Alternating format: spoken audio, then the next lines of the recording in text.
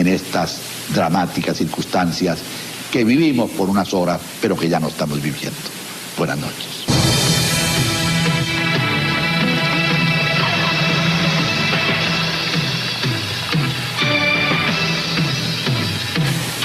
Muy buenas noches. Esto que ha ocurrido en el día de hoy es una de las cosas lamentables que va a contar la historia venezolana. Estamos haciendo este impacto especial con un invitado muy especial, que es el general de división Carlos Julio Peñalosa Zambrano, quien hasta hace escasos meses fue comandante del ejército. ¿Cómo es esto que he dicho yo que hace 8 años usted le sigue el rastro a esta gente y ahora, hoy, en la madrugada o a partir de las 12 de la noche, se concreta toda la sospecha suya? Empecé a formar parte de esa historia cuando a mí me nombraron director de la Academia Militar de Venezuela en el año 1984. En esa oportunidad, bueno, fue ese julio que yo ascendí a general de brigada y me nombraron director de la academia. Cuando llegué a la academia me conseguí con un grupo muy calificado de oficiales. Entre ellos había un capitán muy destacado, un hombre con grandes condiciones de liderazgo, que era el capitán Hugo Chávez Frías. Y un oficial que se ganaba el aprecio de los superiores, se ganaba el cariño de los subalternos. Después de aproximadamente 8 meses de estar a cargo de la dirección de la academia, ocurren 2 cosas. Vinieron a hablar conmigo 2 padres de cadetes. Para ese entonces Chávez Frías era el comandante del 4º año de la Academia Militar y generó, por sus mismas características, su carisma y sus condiciones militares, generó un grupo de seguidores que lo empezaron a ver a él como realmente un líder militar. Eso yo creo que lo endiosó un poco y lo llevó a empezar a hablar de temas políticos. Y empezó a hablarle al 4º año de la Academia Militar de temas políticos. Empezó a hablarle ya, desde aquel entonces, de que había que tumbar al gobierno. Por ese motivo yo le recomendé al comandante del ejército de entonces que lo enviaran a un cargo aislado, para darle tiempo a que madurara un poco y bueno, se olvidaron de estas ideas que él venía planteando. Del sarampión. Sí, de ese sarampión de la época, y a él lo mandan de comandante de un puesto militar aislado en el llano, cerca del pueblo de Cazorla. Bueno, allí este oficial tenía bajo su comando 2 subtenientes. Estamos en el año 1986. En ese año se presenta una denuncia después que este capitán tenía ya era mayor, ya tenía como 1 año, se presenta una denuncia de un subteniente que estaba en San Juan de los Morros, que es donde está el comando de esa unidad, el comando de la división. La denuncia era de que un subteniente que trabajaba con el mayor Chávez Frías se le había acercado a este que denunciaba y le había dicho que se unieran a un golpe de Estado, pero que había una condición, que para meterse en el golpe, en el grupo, tenían que tener claro que tenían que matar, de ser necesario, al comandante de la división. Entonces, esa novedad pasó por el ejército, la mandaron a la DIN y nunca más se supo.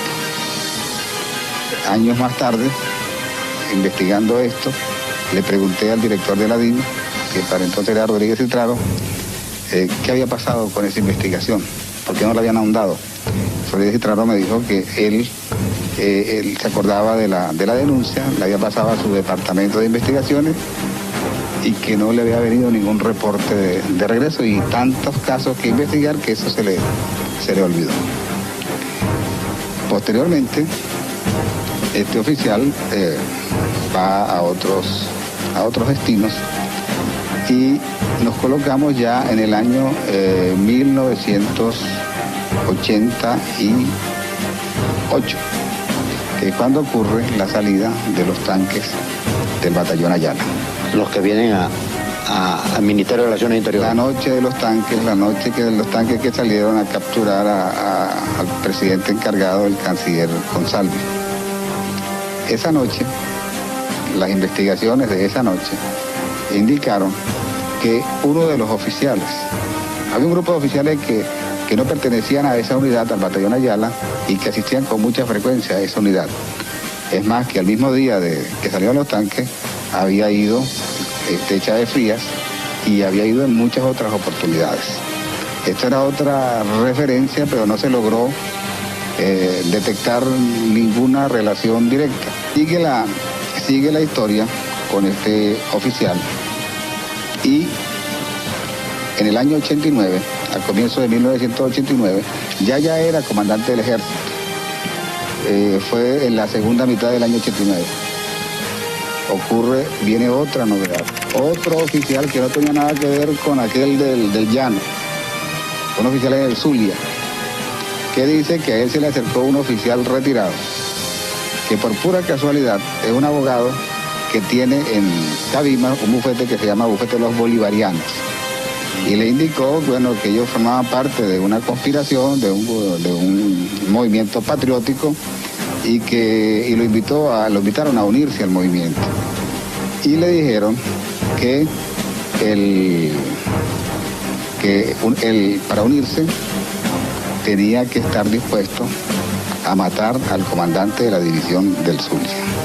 Estos dos casos, lo de la división del Llano y lo de la división del Zulia, que fueron en 2 años sucesivos, no tienen ninguna relación entre sí, salvo una, que en los dos casos, cuando el oficial que denuncia le pregunta al que lo invita quién es el jefe, en los dos casos el jefe es el mayor Chávez Frías. Bueno, no, el comandante del ejército era yo. Ah, por eso. Y yo puse la denuncia, le informé al presidente, hablé con el ministro de Relaciones Interiores, con el doctor Izaguirre, hablé con el director de la DICIP, hablé con el director de la DIN, pero se consideró que eso no era suficiente como para tomar una medida inmediata de arresto o de investigación de este oficial, pero para mí sí era muy importante porque era el tercer hecho consecutivo que le detectaron. Eso ocurrió en el segundo semestre del año 89 y por esos días arreció una campaña bastante fuerte de anónimos en el ejército. Y los anónimos empezaron a aparecer con el nombre o lo que lo firmaba, era sin firma, no eran anónimos por supuesto, pero el que aparecía o los que aparecían como autores era un grupo que se llamaba a sí mismo los Bolivarianos. ¿Dónde sale esto de Ejército de Liberación Bolivariana o Ejército Bolivariano? Bueno, este grupo originalmente no se llamaban a sí mismos los bolivarianos, eso fue un desarrollo posterior. Al comienzo, cuando yo empecé a conocerlos, y no era ni un secreto en el ejército que había un grupo de oficiales jóvenes en reuniones un poco extrañas, conspirativas. Lo que pasa es que no se había podido detectar exactamente quiénes eran. Al comienzo se empezaban a llamar, o los llamábamos popularmente los comecate. Comecate quiere decir comandante, comacate, comandante, mayores, capitanes y tenientes. El grupo Comacate posteriormente se va desarrollando y va creciendo y ellos decidieron cambiar su nombre, porque Comacate no es un nombre muy simpático. Ellos empezaron a llamarse el grupo de los bolivarianos o el Frente Bolivariano. Ellos tenían siempre, el denominador común era bolivariano y era Bolívar. Este grupo de bolivarianos entonces empezó a inundar los cuarteles, especialmente en el ejército, con panfletos que tenían una serie de detalles también comunes, pero había uno que me llamaba a mí muchísimo la atención, que era el grado de odio que manifestaban, y especialmente ese odio se traducía en amenazas de muerte por juicios, mediante juicios sumarios, a los líderes políticos y militares, una vez que triunfara el movimiento, que habían conducido a Venezuela al desastre en que actualmente se encontraba. En varios de estos anónimos decían que estos bandidos corruptos que pusieron a Venezuela de rodillas, tenemos que llevarlos a una plaza pública, en algunos casos decía y colgarlos, en otros casos decía hay que llevarlos al estadio universitario y fusilarlos. Investigar la distribución de este material subversivo de los bolivarianos y finalmente logramos capturar a un teniente coronel que estaba repartiendo este material. Teniente coronel, yo lo llamé al comando, lo detuvimos, mandamos a la DIN, yo hablé con el presidente y le dije que le recomendé, en lugar de ser preso este oficial, vamos a darlo de baja. Y nos lo quitamos encima. Ya le quitamos el uniforme, lo metemos en un arresto corto, pero luego se va de baja. Y así se hizo. Por pura casualidad, para que tenga idea de la mentalidad de esta gente que formaba esto, y lo digo solamente como referencia, no porque sea mala la idea. Este oficial que se dio de baja por esa razón, se llamaba a sí mismo el Patriota. Todo ese es un grupo de gente, de oficiales jóvenes muy nacionalistas, muy llenos de ideas, donde no hay una ideología definida. Ellos tienen una mezcla allí de izquierda y de derecha, pero sí centrado fundamentalmente en un nacionalismo y en una creencia, porque ellos creen honestamente en eso de que ellos van a poder enmendar todo lo malo que hay en este país, porque ellos van a significar realmente un cambio. Finales del año 89, en noviembre del año 89, logramos tener en nuestro poder el plan para el golpe, un plan de operaciones. 1 o 2 días después de las elecciones nos llega a nosotros en clave la orden de ejecución del plan. Dieron la orden. El mensaje estaba en clave. Nos tomó como más de una noche. Agencias puro a mí, que fuimos los que nos sentamos a estudiar el asunto. Y finalmente pudimos descifrar la clave. Y le notificamos al presidente. Porque era con órdenes claras y identificando a personas, pero en clave. Órdenes claras en el sentido de que lo que iba a hacer cada quien y dónde estaba cada quien. Y Chávez Frías nos salió de anteojitos ahí porque aparecía como el que estaba, el mayor, que para ese entonces estaba en Miraflores. Para ese entonces Chávez Frías estaba en Miraflores. Él era ayudante de un general en el Consejo Nacional de Seguridad y Defensa. Y desde allá Chávez Frías estaba dirigiendo la conspiración en 1989. Eso se le llevó al presidente. Se le llevó, por supuesto, al ministro de la Defensa. Y se le explicó, le dije, bueno, aquí tenemos este caso. Hay un grupo de personas que son sospechosas, pero tenemos un problema. Del grupo de personas sospechosas, hay 3, se lo dije al presidente, y le dije al doctor Izaguirre, y le dije al ministro Filmo, le dije, hay 3 que yo estoy seguro que están. Y el líder es Chávez Frías. Se lo dije al presidente Pérez, se lo dije al ministro Filmo. Y están estos 2, está Ortiz Contreras y está un Hernández, que también fue capturado ahora. Que fue a los 3 que les pedí al presidente que fueran detenidos. Y que hoy son los líderes del grupo hoy. Estos ascienden y luego van al curso de Estado Mayor. Entonces, ascienden en el año 90, en julio del 90, y entre julio del 90 y julio del 91 hacen el curso de Estado Mayor, curso de 1 año. En junio del 91 yo entrego el ejército. Y estos oficiales, los líderes del movimiento, después que yo me retiré, fueron nombrados comandantes de batallón. Me olvido del asunto. Y entramos en 1992. El 20 de enero, hace 12 días, 15 días, vino a hablar conmigo una persona. Me dijo, va a haber un golpe de Estado en febrero. ¿Y quiénes? Los mismos. El golpe lo va a liderizar Chávez Frías, los paracaidistas van a venir a Caracas. Yo lo que hice fue llamé a mi casa a 2 altos líderes de Acción Democrática. No voy a dar el nombre. De ser necesario más adelante lo voy a dar. Inclusive no voy a dar el nombre porque no he hablado con ellos. Y se los estoy diciendo a ustedes 2, que son 2 altos jerarcas del Partido de Acción Democrática, para que se lo digan al presidente, porque yo no tengo acceso al presidente.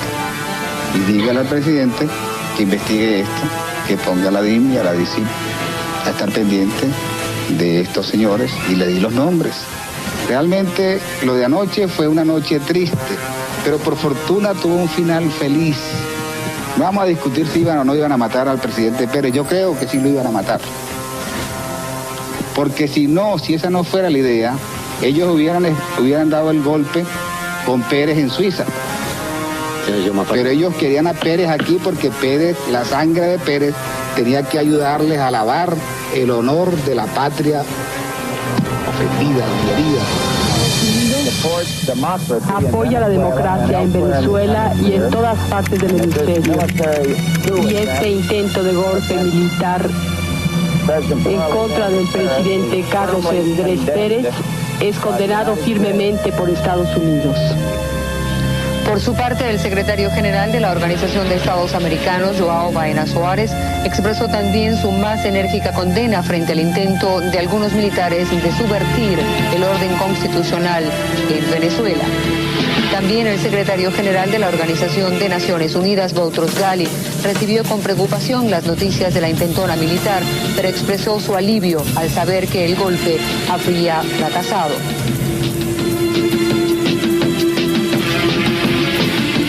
La comunidad europea expresó en un telegrama fechado en Bruselas la más firme condena de estos intentos de subvertir el sistema democrático vigente en Venezuela y aseguró a Pérez su apoyo incondicional. Mientras tanto, los partidos y grupos políticos colombianos respaldaron sin vacilación al presidente venezolano y exhortaron al pueblo a defender las instituciones en Venezuela, uno de los países con más larga trayectoria democrática en América Latina. Por su parte, el presidente César Gaviria estuvo en permanente contacto con el primer mandatario nacional y se pronunció en defensa de una genuina democracia en nuestro país. También el presidente de México, Carlos Salinas de Gortari, condenó el intento golpista en Venezuela y demandó una acción regional en apoyo al presidente Carlos Andrés Pérez.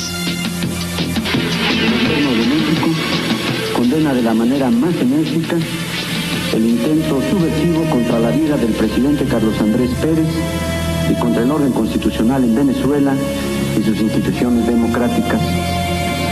He hablado por vía telefónica con el presidente Pérez, a quien le he expresado el beneplácito por su salud personal y la solidaridad del pueblo de México con el orden constitucional en Venezuela. El presidente Pérez ha dicho que el intento de golpe estaba casi resuelto.